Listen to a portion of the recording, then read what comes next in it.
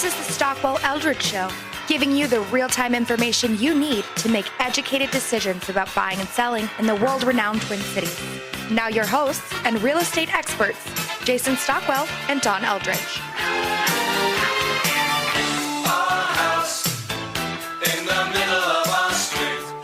Good morning, Minneapolis, St. Paul. I'm Jason Stockwell with RE/MAX Results. And I'm Diane Eldridge with RE/MAX Results. To steal or to use a quote from Dennis Prager, cheer up, it could be worse. That's what he said today when I was listening to, or the other day when I was listening to him on the radio. Just keep smiling, just keep smiling. I'm so moved by that. Cheer up. So we have, he did. He said, cheer up, it could be worse. I'm like, yeah, okay, it's not that bad then, I guess, for me. You know what I mean? I was thinking, because there's all these things we think about that are wrong. It seems like every day, you know, in our business in real estate, you have all these issues happening and fires to put out. And today I have one where a buyer was going to buy a house, but there's a tree too close to the house. Seller doesn't want to take the tree down. Buyer wants the tree down. You know, so. Hey, you could be up in Brainerd with all the trees that came down at 3 o'clock in the morning this morning. Oh, that's right. That's right. The big storm. That's a first world problem, really. Ooh. The tree. So we have, so cheer up, folks. It's a good day. We have Stephanie Havel here at the Wells Fargo. Good morning. Thanks for having me. We have Mark Thompson and Bridget Rissman here with the Alzheimer's Association. Welcome. Thank you. Thank you for having us. Thanks, Looking guys. forward to hearing more about the Alzheimer's Association and also some big events coming up and then some personal stories. So as you know, Alzheimer's is a big issue and there's a lot of people affected by it. So we'll get into some issues or some topics on that and some stories on that and hopefully some information and helpful information for you on that.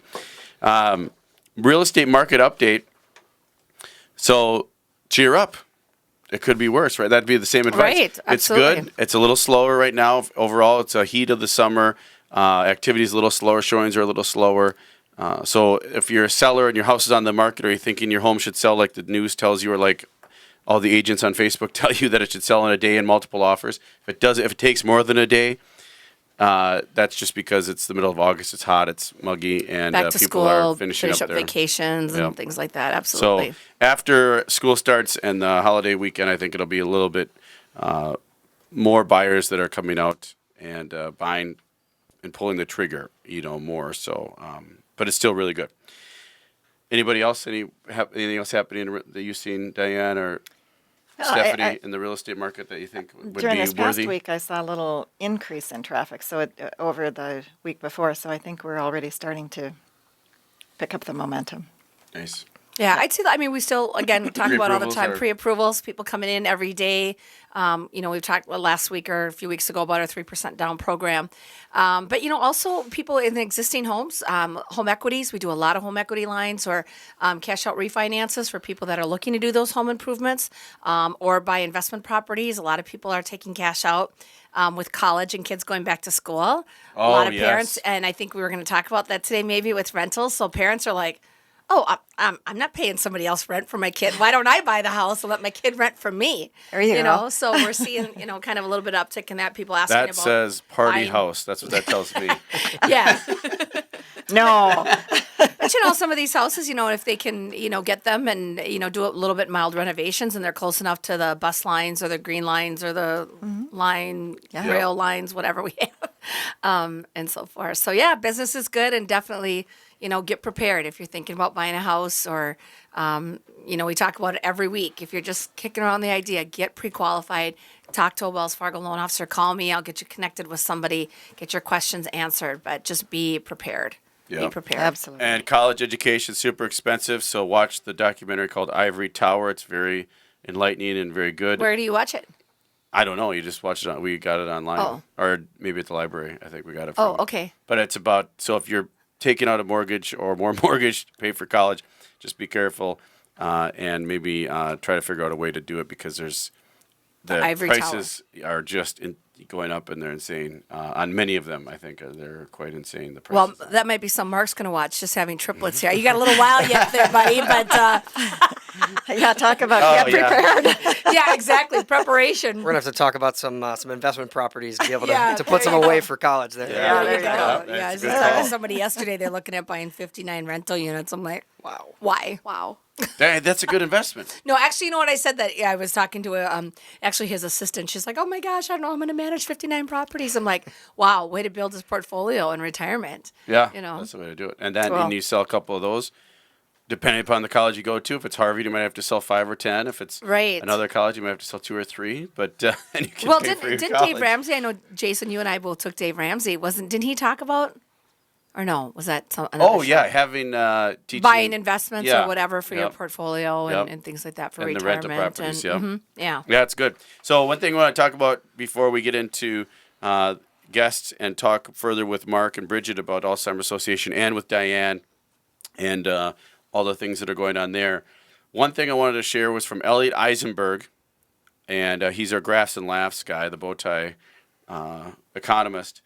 Rising rentership is what he talked about the other day. Rising rentership. He said last week we learned that the seasonally adjusted home ownership rate declined to 63.1%. That's not, or that is surprising to me because of all the That home ownership. you see is on all the these decline? things Is that in the what he said? market, and you're saying, yeah, everybody's buying and all this. But he said it declined to the lowest level since 1965. Yes, 1965. Home ownership rate is the lowest level since 1965. That is a 63%.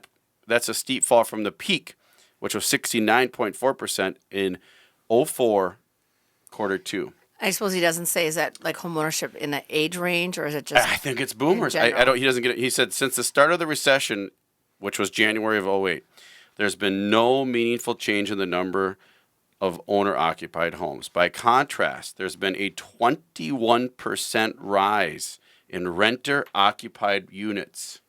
The home ownership rate is at or near bottom. He says, "Hello, Gen Y." Which generation is Gen Y? That's the one before millennials. Yeah, I was gonna say I don't know what am I? that's the youngest, before right? the millennials. Or The Gen after? They're Xers, coming Gen, after or before? Gen, They're before. It's the youngest. Oh, Gen Y, XY. Oh, so we're next. Gen Oh, Z is next. Gen Z is the youngest. Gen Gen Z, Z. then millennials, then Gen Y, then Gen X. Is that what it is? Yeah. Okay. So Gen Y, start buying. Then when do we go back to Gen A? But if you look at all the news, right? Look at the news. Look at the stuff talking about home ownership. Look at all the buyers and all the stuff we hear. Would you have guessed anybody that the home ownership rate is at its absolute lowest since 1965? I would never No. have guessed that. Yeah. Never. I would have thought that it'd be going up. Well, I will say, and you know, and I don't have the statistics here with me, but I know Wells Fargo just recently did a survey, and just the myths about home ownership that so many people have in all different communities, whether it's Latino or African American or Caucasian or whatever. So many people still think that they have to have 20% down to buy a home, or they have to have excellent credit and all that kind of stuff. It was really an eye opener for us, for me and my team, like how many people in America view home ownership, that they want it, but they just don't think that they're eligible. And for us, you know, like I told my team, we talk about it day in and day out, day in and day out. Like you can put it as little as 3% down or 1% down, you know, Yep. in some instances. One of my best clients, Bob Lux, and you probably see him in the paper online or Business Journal about doing a condo tower downtown. He did a number of renovations of single-family homes. He said one of the biggest tools, he said, for people to gain wealth or grow wealth, and a lot of people have said this, is actually owning a home. So the problem, what happens is all these student loans are going on. The boomers are renting, right? So that's probably what it is. The two things, the I can student see loans that. prevent people from being able to buy, and then the baby boomers sell their home and rent. the senior housing. So that's why it's 21% increase in renter-occupied units since the recession. So and then the home ownership has actually gone down by 7%, but rental's gone up by 21%. So all the new people coming in, all the Gen Yers that he's talking about, and millennials probably, are renting. All of the new ones are renting instead of buying. Well, and I think, you know, we've talked about it before too. I mean, they're just living with mom and dad longer. I mean, yeah, that's and I know true. maybe I was just with some girlfriends last night, and they're like, "I don't care, my kids can live with me forever." I'm like, "For You know real?" what that- you And know then what as soon that as the comes kids back grow to? up, they That's start easy to crying. say. Like, You know what that comes back to? Student loans. oh, Student right. loans. It's a killer. It's a backbreaker. Right. Anyway, so that's good insight. So one of the single biggest tools, folks, if you're listening for your kids, your grandkids, your cousins, or your friends or family, is home ownership. It creates a different attitude about your living style. It has you put money at something that actually will pay off, and it just gets you in the mode and creating equity, which is what you need to have is equity. You gotta, in order to get wealth, you have to have equity. And Right. it's- Well, and there's Build so your many portfolio. Yeah, Yeah. and there's Yeah. so many resources. I know you, Jason, on your end probably. You've talked many times about how you guys talk with sellers who may be looking to sell in 1 or 2 years, right? I mean, Oh, yeah. we Yep. deal with people all the time, and we'd love to have you come in. Wells Fargo has a great program called My Home Roadmap, and you get free credit counseling from a nonprofit agency. So, they don't send the information to Wells Fargo or anything like that, but it's just helping you prepare, and it gives you a series of emails. So if you are maybe just graduated from college and you're going to get that first job and you think, yeah, I'm going to be making some good money. I'd like to see if now I can move out from mom and dad. Again, get prepared, get in the My Home Roadmap program, and 6 months or a year from now, you're going to be ready. You're going to have that money saved. We'll work with you on your credit, explain all the things you need to do, how to look for a house, how to search an agent, and all that kind of stuff. So, Diane, I have a question for you. Sure. There was a phrase that you had, and I think Dawn had said it. It's something about real estate. You don't hurry up and buy it. You buy it. Or how does it go? Dawn must have had that. Oh, okay. So there's something as a phrase that says you don't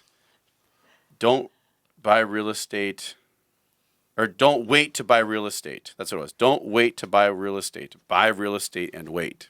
So that's a good phrase Oh, yeah. that's great. to Yeah. go off of. Yes. Yeah, I like it. Don't wait to buy real estate. Buy real estate and wait. and wait. It's a Yes. long-term. Dave Ramsey preaches about it. It's a long-term strategy, slow growth, get rich slowly, not a get rich quick philosophy. So And Right. that's the way it is with most investments, too. And it's an investment that's long-term. takes some work. Yep.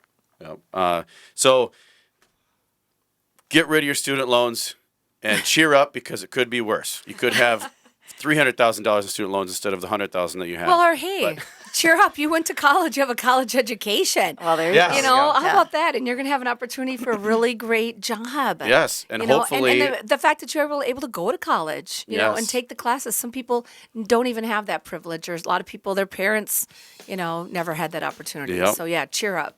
Cheer up. Could be worse. We'll be back talking with Mark Thompson, Bridget Rissman. They've been patiently waiting, and we are excited to talk about them, about the Alzheimer's Association and the events that are coming up for the Alzheimer's Association, and also hear their story. I'm Jason Stockwell with RE/MAX Results. I'm Diane Eldridge with RE/MAX Results. Stephanie Havel, Wells Fargo Home Mortgage. Stay tuned, folks. Just can't